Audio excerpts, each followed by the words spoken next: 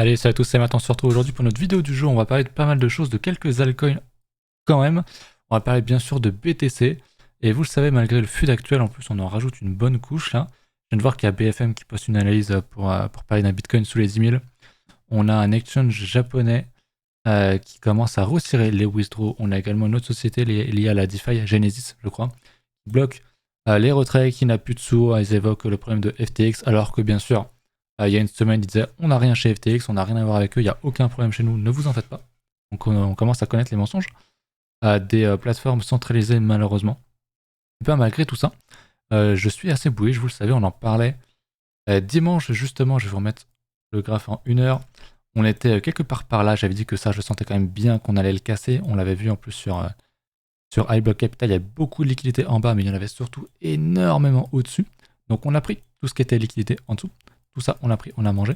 On a retracé quoi franchement, on doit être un bon 78.6 là, de retrace.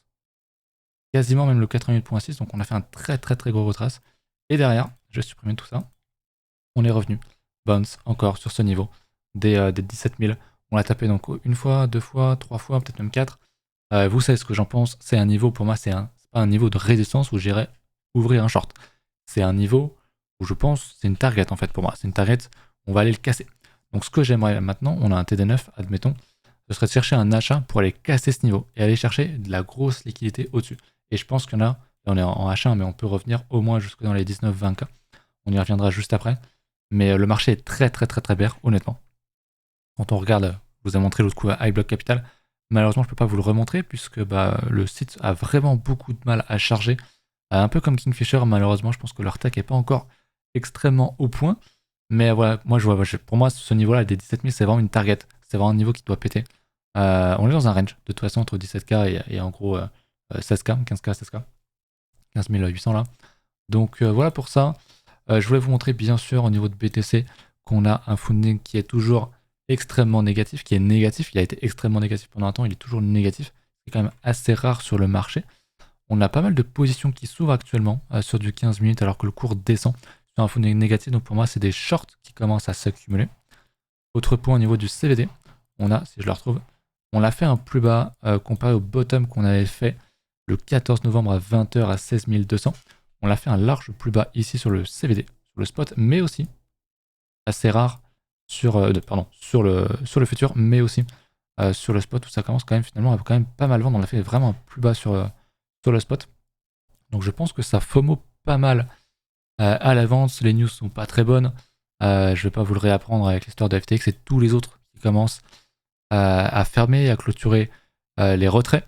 On parle quand même d'un risque systémique qui est quand même assez important. On ne sait pas qui sera vraiment impacté et jusqu'à combien de temps, si vraiment il y a d'autres boîtes qui vont fermer ou pas. Mais il y aura un risque, un risque en tout cas réel, systémique, un petit peu comme pour les banques. Quand on a une qui tombe, concrètement les autres peuvent tomber parce que certains ont des créances chez les autres, etc., etc. Donc ça fout un petit peu la merde à niveau liquidité et réserve en fait tout simplement. S'il y en a qui étaient déjà un petit peu dans le mal à cause du bear market, s'ils étaient liés de près ou de loin à FTX, et concrètement, ils peuvent être encore plus dans le mal.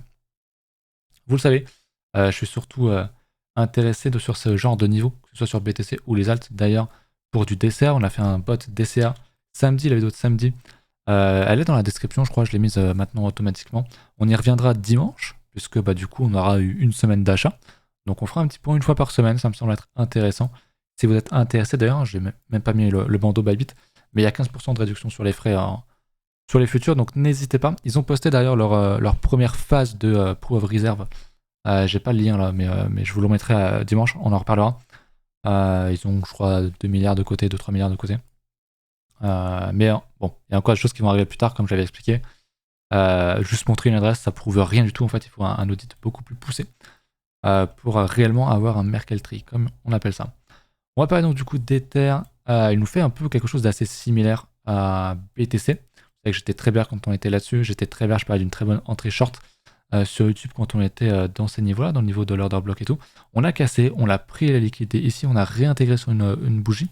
Et il a quelque chose d'assez similaire à BTC. En fait, quand on regarde en 1 heure, il a lui aussi un niveau assez important ici. Sur les, du coup, les 12 800, les 12 080, pardon, les 1280. Il y a un 0 en moins sur Ether, bien sûr. Pareil, pour moi, je chercherais plutôt à aller chercher à l'achat tout ça. Je pense qu'on peut casser. Entre-temps, peut-être qu'on pourrait aller casser ce niveau-là. Prendre la liquidité, faire un petit truc comme ça. Hop, on prend une petite mèche, on réintègre et hop, on va chercher ensuite le reste à la hausse. On prend donc les stops des bears et des longues. Classique sur le marché des cryptos, vous connaissez maintenant. Et si on passe en H4, peut-être même à nouveau en daily, je pense qu'on pourrait avoir un petit regain. Parce que concrètement, ça a l'air de pas mal short quand même. On aurait eu un truc vraiment périche, notamment sur BTC. On n'aurait pas fait un gros retest comme ça. On serait pas en train de faire une structure en fait. On aurait vraiment juste fait ça, un truc comme ça, et on serait reparti direct à la baisse. Ce qu'on fait pas actuellement. Je pense qu'on peut toujours faire un plus bas, attention. Concrètement, la zone des 12-14K, j'en parle souvent. Mais je pense qu'on peut un peu voir un bon rallye remonter. Pourquoi pas revenir chercher les 20K. Une bonne résistance. Pourquoi pas, mais aller beaucoup plus haut. Et pourquoi pas même carrément proposer un gros rallye pour refaire un petit peu FOMO les gens, aller rechercher les 27K, ce niveau de structure, les 28 à 30K, pour ensuite refaire un plus bas début d'année ou fin d'année ou je sais pas trop quand, mais dans les prochains mois. Ça me semble être quelque chose de tout à fait possible. Je vous rappelle qu'on a largement le temps. C'est un bear market. On va pas rater le bottom ici, enfin peut-être, mais on aura toujours une occasion de racheter. Donc on a largement de quoi faire en hebdomadaire, de faire un petit retest avant de repartir à la baisse et poser un bottom en février-mars, comme c'est assez souvent le cas pendant l'hiver. Donc il y a le temps. Ok, je dis pas qu'on aura forcément le bottom ici. Le halving est loin. Souvent on pète encore le bottom et souvent après le halving, ok, donc on pourrait très bien faire un truc comme ça, tu vois, et repartir qu'ensuite. Donc repartir qu'en 2024-2025, c'est quelque chose qui est possible, où on serait sûr qu'on aurait un bottom. C'est pour ça que je pense que se dire d'accumuler sur au moins un an, voire même 2-3, soit Bitcoin ou les alts, ça me semble être très pertinent. Donc voilà, il faut avoir ce contexte-là. Quand je dis que je suis haussier, c'est pas en mode bull market, on va à 60K. Hein. Je vais me remettre sur une unité de temps un peu plus intéressante. C'est pas sur ce graphique-là, c'est ici. Si je vais sur mon daily, concrètement, c'est éventuellement, même si je me mets en 3 jours, voilà, c'est éventuellement reprendre un peu de liquidité sur ces niveaux-là.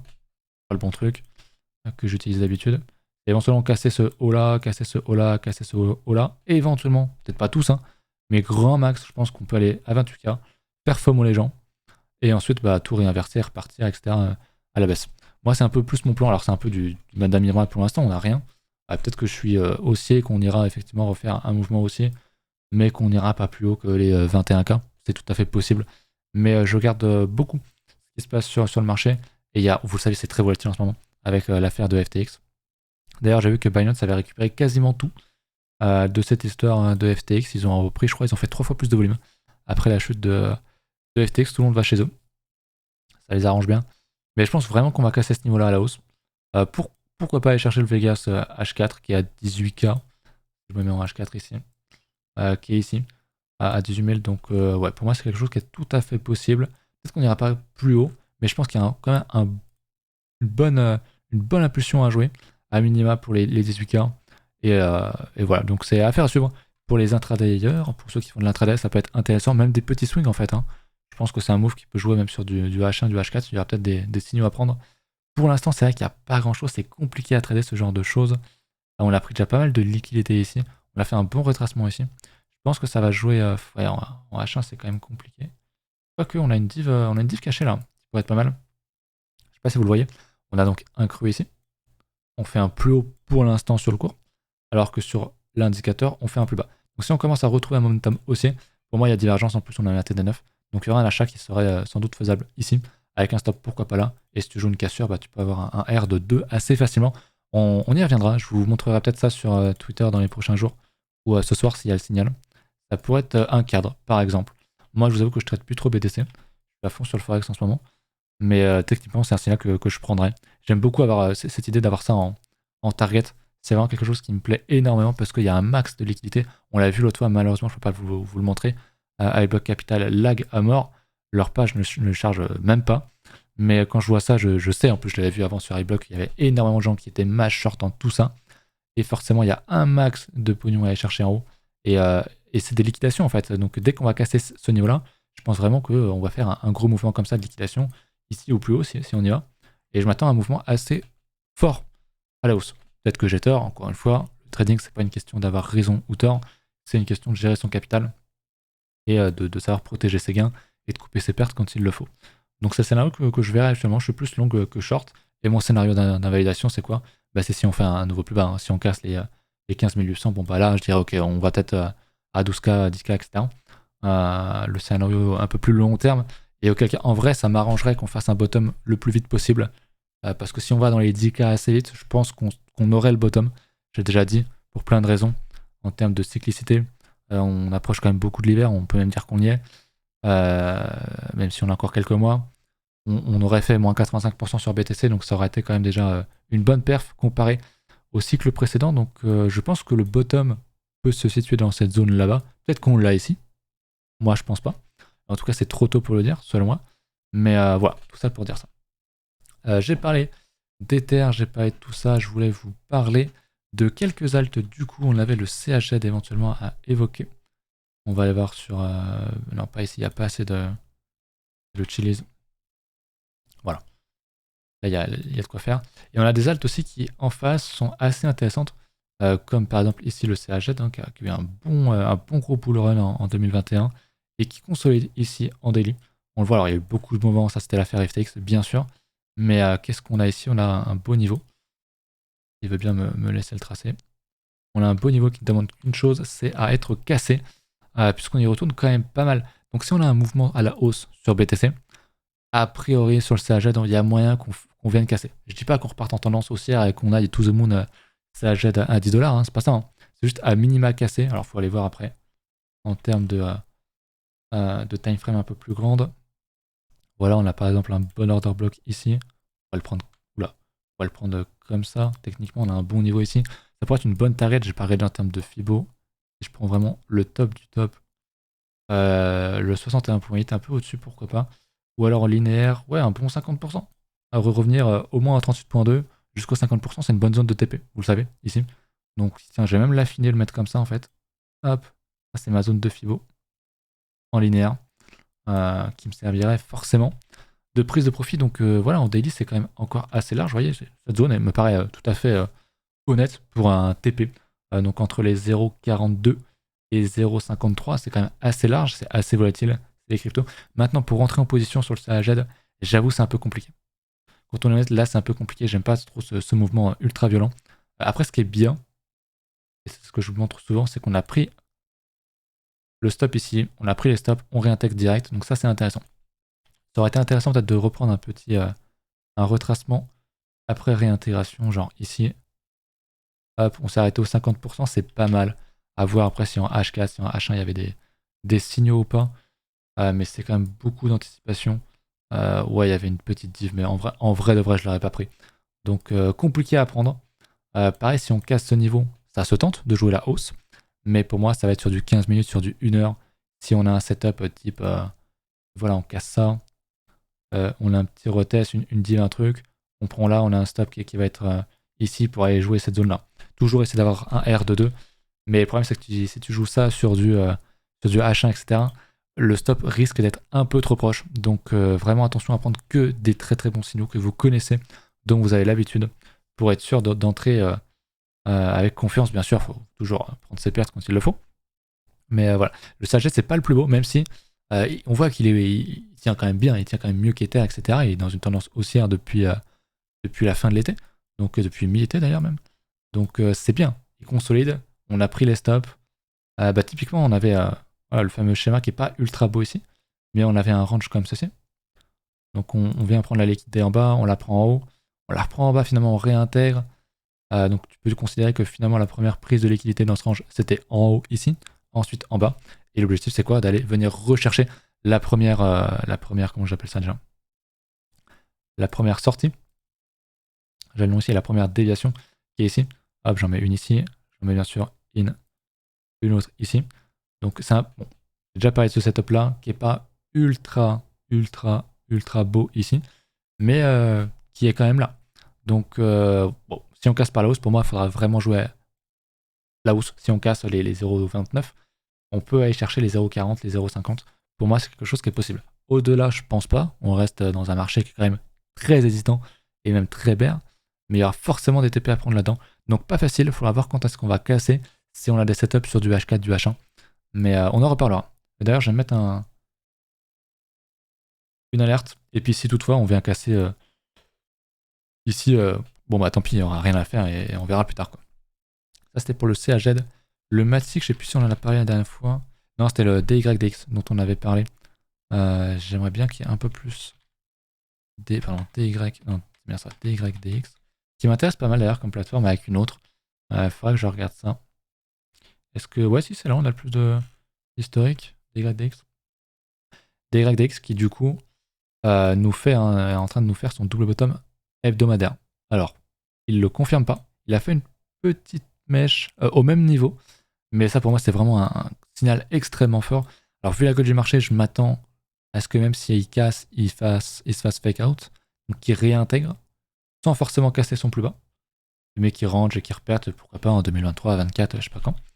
Donc affaire à suivre. C'est vrai que ce genre de signal est très beau. Voilà, sans doute le jouer. Mais vu la gueule du marché, te dire ok on a un gros bottom parce qu'on a une grosse structure hebdomadaire, c'est quand même compliqué, on va pas se mentir. Je voulais voir le Matic à la base, c'est vrai. Le Matic est un peu dans le même cas que le CHZ, c'est-à-dire qu'il est dans une tendance qui est haussière depuis mi-été à peu près. On a fait de belles choses, on a fait une belle consolidation, on l'a cassé, on réintègre. Pour moi, c'est pas très bon. C'est plus un signal de short ici. Maintenant, si on commence à consolider, on commence à faire des choses comme ça, on a des setups de rachat, pourquoi pas. Mais on me l'avait demandé sur Twitter, le Matic, et j'avoue que je l'avais dans ma liste, mais honnêtement, c'est pas quand même assez différent du CHZ. Lui, on a déjà retracé 61.8. En log, en linéaire, on est déjà au 38.2, donc on peut aller plus haut, bien sûr. Mais en termes de setup, pour ma part, pour ma manière de trade, perso, je suis pas ultra fan. Après, pour faire du long terme, DCA, machin, il n'y a pas de souci. Hein. Je crois d'ailleurs que le Matic, j'en ai dans mon bot de trading sur Babbitt, je sais plus. Peut-être une autre que j'ai pris. Non, je l'avais dans ma liste, mais je l'ai pas mis justement parce qu'il avait déjà fait un plus de 100% depuis le bottom. Alors qu'il y en a plein d'autres qui sont vraiment en plein gange et tout, et je préfère acheter un truc en dessert et en plein gange et tout qu'acheter ça. Donc non, il est pas dans mon bot. Je dis peut-être une connerie. DYDX, j'en ai parlé, on m'a demandé aussi Uni. Le bon vieux Uniswap. Ici.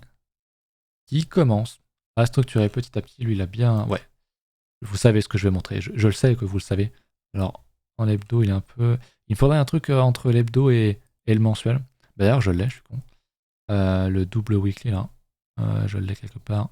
Le 2 weeks. Voilà, parfait. C'est vraiment parfait. On a, même si on pourrait avoir mieux, on a bien sûr un order block où on s'est arrêté ici. Donc c'est une structure de prix, hein, tout simplement, qui peut servir de support ici. Quand on zoome en daily, c'est quand même très propre. On vient le retester ici, on prend la liquidité. On avait un beau niveau là. Dommage que je ne l'ai pas vu avant. Mais voilà, c'est vraiment le truc classique. Hein. On prend la liquidité, je vais remettre le nom exact. Support. On réintègre derrière, donc moi ça je serais quand même assez orienté pour prendre un achat. Même si c'est vrai qu'on on revient sur ce niveau-là, qui est beaucoup moins évident. Mais on est quand même dans un gros niveau de structure ici. Donc c'est une bonne chose, je sais pas comment est-ce qu'on a retracé, mais j'imagine qu'on est sur du bon 50. Ouais, 61.8 même. Donc pour moi, suffisant. Si on a un petit setup ici, ça peut être intéressant sur Uniswap. Mais ce qui m'intéresse surtout sur Uniswap, c'est que ouais, il a l'air d'avoir formé un bottom avec une double prise de liquidité dans un order block derrière qui est quand même assez imposant, assez important. Il consolide, il fait éclate en bas et réintègre assez vite. Donc moi, ça pourrait m'intéresser. Si, en tout cas, bon, là, c'est vrai que pour prendre un trade là-dedans, j'avoue, c'est un peu compliqué. À moins que tu joues à la réintégration. J'avais un setup comme ça que j'ai pas trop poussé à l'époque. Je m'en servais surtout, c'était sur BTC, sur du 1 et 5 minutes. Parce que ce genre de choses en 1 minute, tu le vois, mais à longueur de journée. J'avais un setup comme ça. Bon, là, c'est du daily, mais ça marche de la même manière. On bute dans le Vegas Daily. Ce qui m'intéresse sur le Uniswap, c'est si on fait un petit setup ici, pourquoi pas, ou qu'on vient refaire une structure, qu'on casse ce niveau-là, je serais potentiellement enclin à aller acheter ça. Pour du swing, hein, on est en daily. Pareil, on a un high ici. Dans le Vegas, si on casse ça, donc si on casse les 7.7, concrètement, il y aurait moyen d'envisager assez fortement une continuité de cette tendance depuis juin, en fait. Tout simplement, on a bien retracé. Donc attention. Attention, il pourrait y avoir quelques trucs qui partent un peu à la hausse. C'est encore une fois, on n'a pas confirmé. Il y a quelques setups qui commencent à se mettre en place. Mais t'as BTC qui fait peur. Mais si j'ai raison sur BTC, et que BTC va tout casser à la hausse là-dessus, ben, ces setups sur les alts, elles se prennent très largement et très facilement. Et je pense qu'on pourrait avoir, pourquoi pas, un mois de décembre ou de fin novembre dans la hausse. Ça me semble pas impossible, malgré que le fondamental, machin, les gens vont vouloir t'expliquer oui, il faut short parce que le fondat est pas bon, etc. Bon, j'ai déjà exprimé mon avis là-dessus plusieurs fois. C'est juste pas une manière de trader le fondamental. Quand tu vois la gueule du prix, qu'on commence à faire des structures, il faut se méfier, bien sûr. Mais si à un moment donné on va à la hausse, bah faut jouer la hausse et c'est tout. Qu'importe le fondat, qu'importe comment comment est-ce que vous interprétez la fonda, le marché a raison. De toute façon, peut-être que c'est déjà survendu. On a fait une grosse panique, un gros mouvement panique, et peut-être qu'on ira un peu plus haut. Après, c'est vrai que si tu as des gros exchanges ou tu as d'autres grosses structures qui n'ont pas encore parlé de faillite, qui n'ont pas encore coupé les retraits, si tu vois, tu as un truc, une grosse plateforme qui commence à dire ok, on peut plus faire de retrait, ou alors on est en faillite, on ferme la boîte, ça risque de faire pas mal bouger le marché. C'est vrai qu'il y a beaucoup, on attend potentiellement quand même pas mal de catalyseurs sur le marché, il y en a beaucoup qui peuvent arriver, hein, le fameux risque systémique dont je vous parlais. Mais si tout va bien, s'il n'y a pas trop ce genre de choses, si c'est des choses qui sont assez légères, si c'est pas un truc qui est dans le top 10, dans le top 20, et que c'est des petites boîtes parce que elles sont trop liées à FTT, parce que je sais pas, elles ont mal géré, qu'en fait il n'y a personne dessus et que tout le monde s'en fout, bon bah concrètement c'est le marché a envie de monter, il montera sans eux et c'est tout. Voilà. Donc attention à ça. Je sais que le fondamental est très très très très présent en ce moment. On a eu un gros mouvement à la baisse, si je remonte BTC. Je pense que c'est en bonne partie pricé. Je pense qu'on peut être d'accord là-dessus. Et je pense on a notre chance pour faire à minima un petit move de retest pour revenir dans les 18K. Je pense sincèrement que c'est tout à fait possible. Maintenant, si on dégueule à la baisse, franchement, moi je dis tant mieux. Parce que plus vite on aura plus vite on sera allé dans les 12K, etc., mieux ce sera à mon sens. Plus on aura, je pense, derrière un range qui sera vraiment très long. Mais je préfère qu'on ait un range très long en consolidation une fois qu'on a le bottom. C'est-à-dire, je préfère qu'on fasse un truc comme ça, concrètement. Alors, c'est purement personnel, hein. Je préfère qu'on fasse, je sais pas, un truc comme ça assez vite. Et derrière, on galère plusieurs années. Qu'on fasse un truc comme ça, qu'on reteste. Que tu vois, les gens soient ultra bullish ici, qu'ils soient ultra bearish. Tu vois, le truc un peu classique qu'on a fait, hein, finalement. Hein.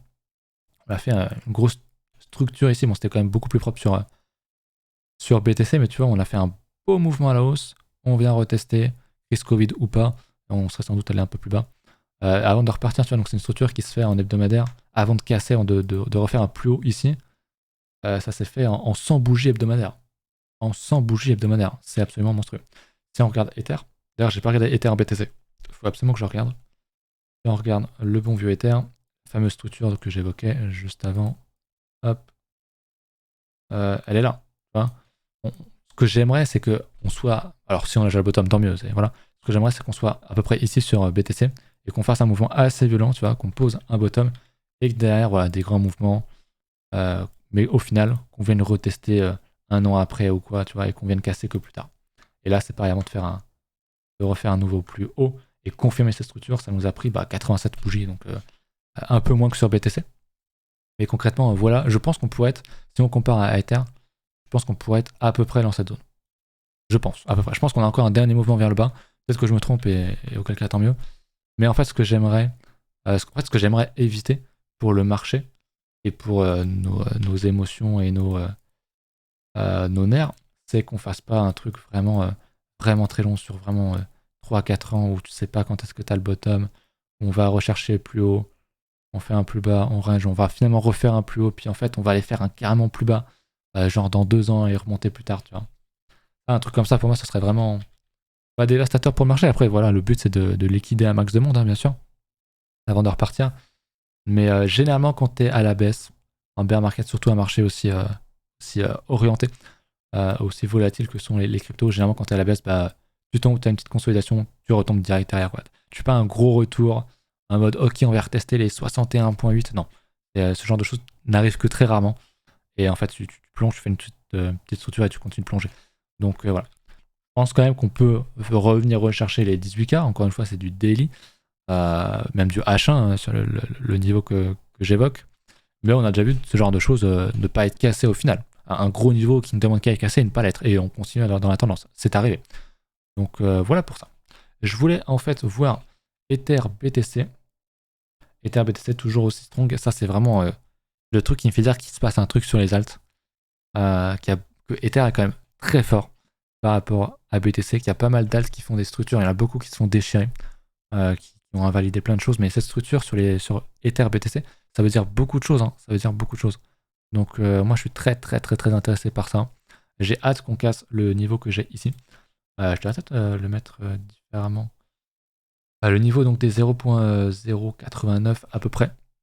Je vois pas très bien, c'est tout petit.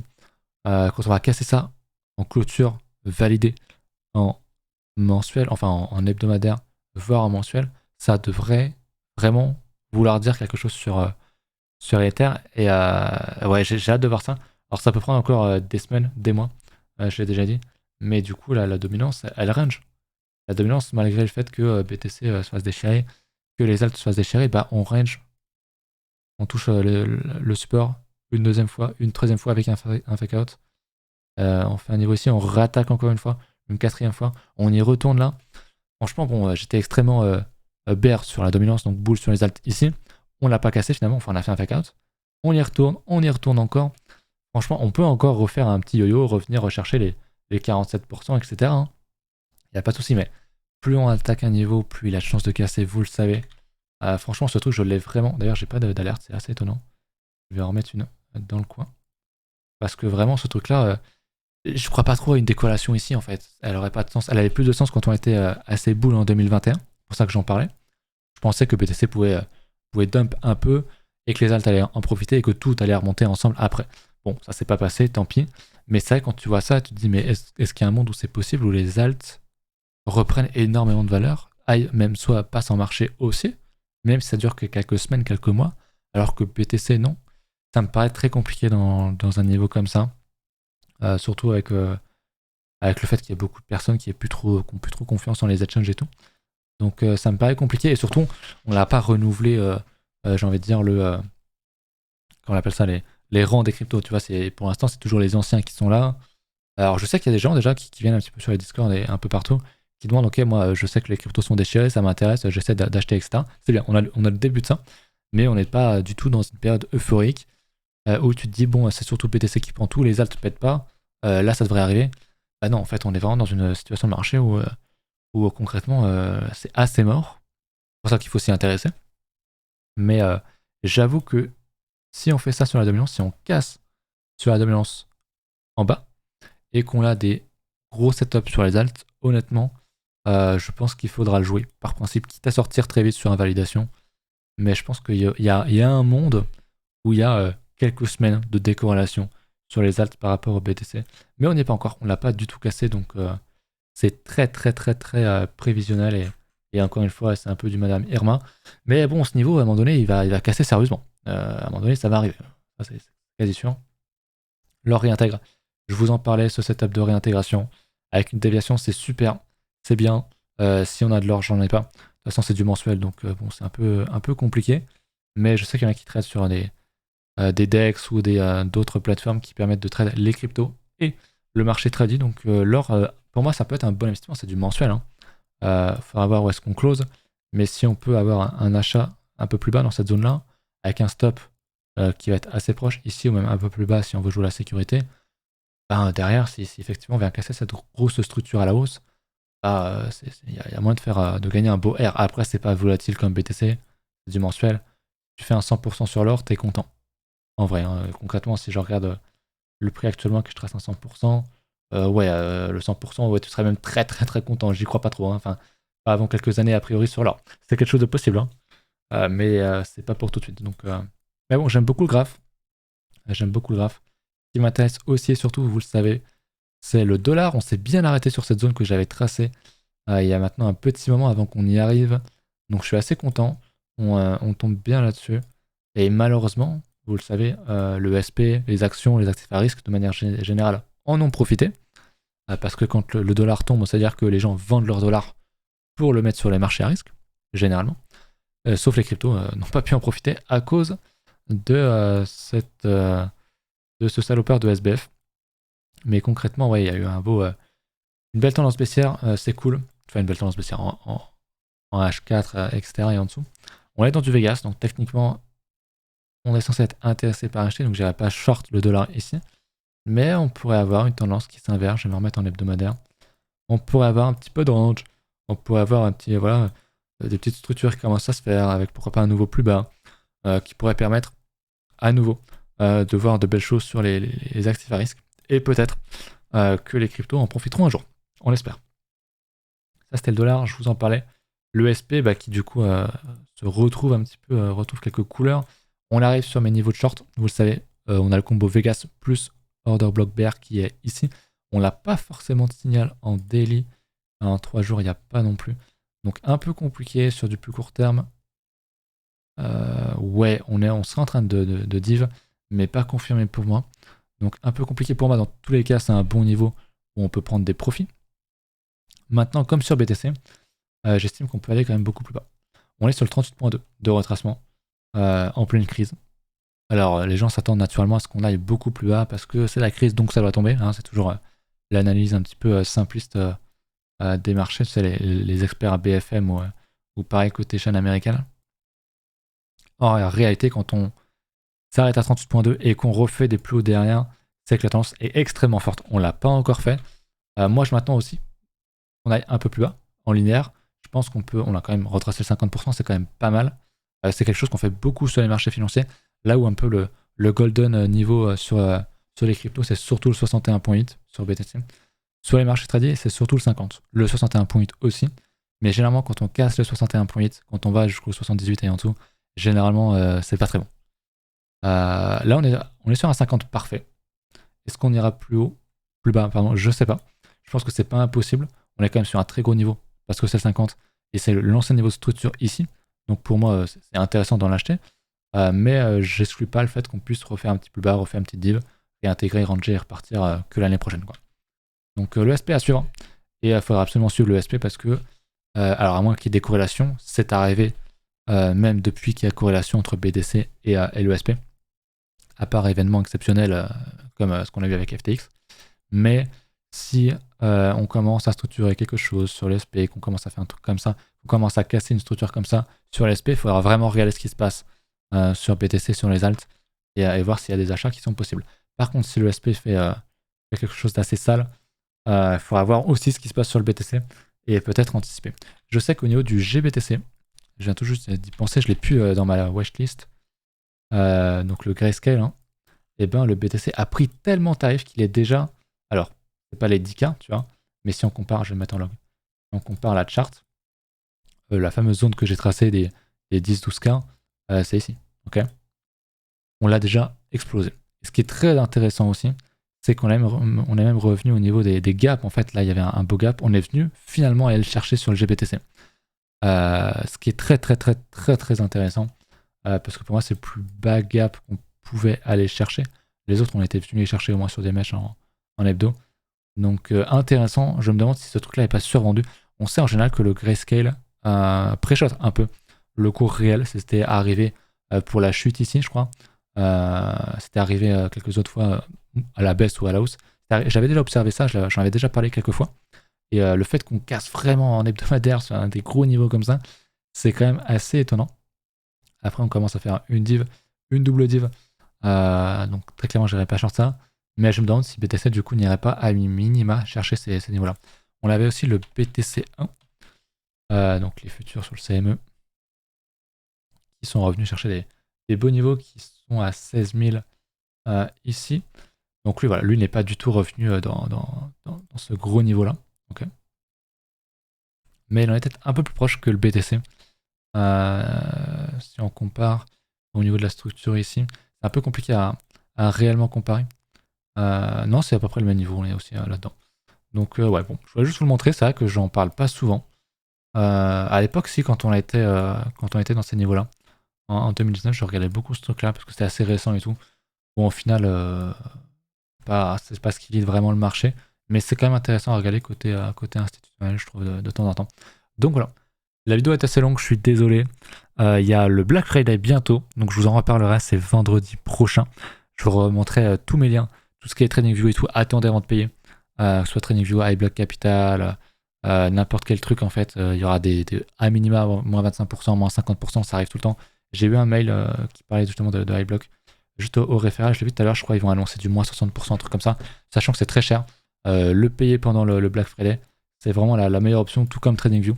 Ne prenez pas un abonnement TradingView maintenant, sachant que dans 10 jours, il y aura un bon moins 40%. Donc voilà pour ça. C'était tout. J'espère que la vidéo vous a plu, qu'il n'est peut-être pas trop longue. Ce format, j'essaie de l'éviter, parce qu'en général, au bout de 10 minutes, il n'y a déjà plus vraiment sur les vidéos. Mettez un petit pouce bleu, un petit commentaire, et on se retrouve la prochaine fois. Salut!